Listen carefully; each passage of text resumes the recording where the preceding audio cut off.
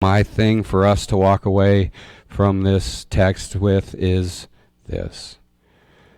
Think like a sheep. I know that's the opposite of conventional wisdom.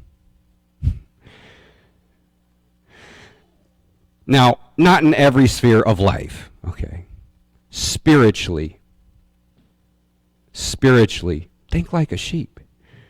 I mean, King David was a man's man, right? King David was a man's man. And here he is, and he is picturing himself as one of the Lord's sheep. He knows. He's king. There's no higher place to get to. But yet he's looking up. And he's saying, Lord, you're my shepherd. You're my shepherd. I'm like a sheep. And when we think cosmic battleground, we are more defenseless than sheep without a shepherd.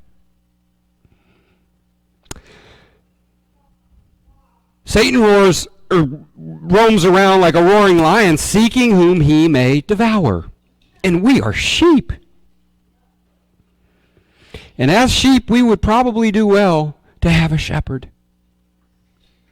See, wolves don't have shepherds. That's what we got on the wolf. Lions don't have shepherds. Bears don't have shepherds. Sheep have shepherds. And we've got a good shepherd. His rod and his staff is comforting, whether it's for our discipline or for our protection.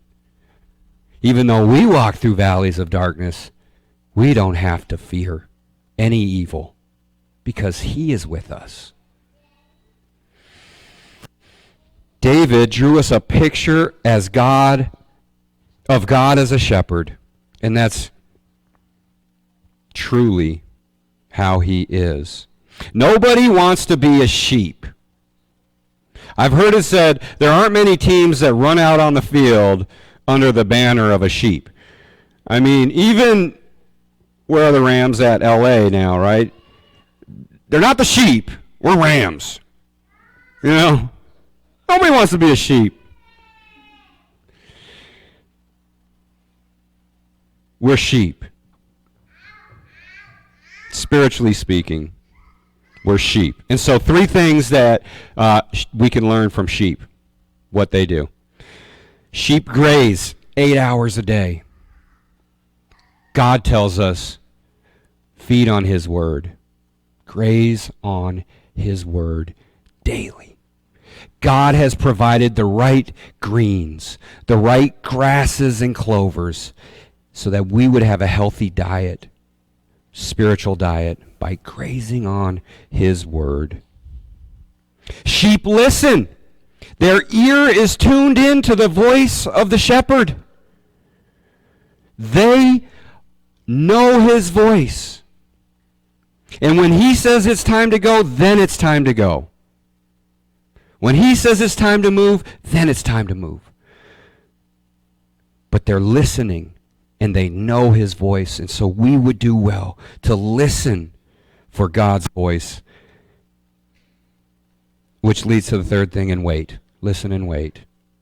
Waiting is the hardest part. Sometimes we think there's something that we're missing, something in that brown grass out there that actually has nourishment for whatever reason. We need to wait on our shepherd, for him to call, for him to lead.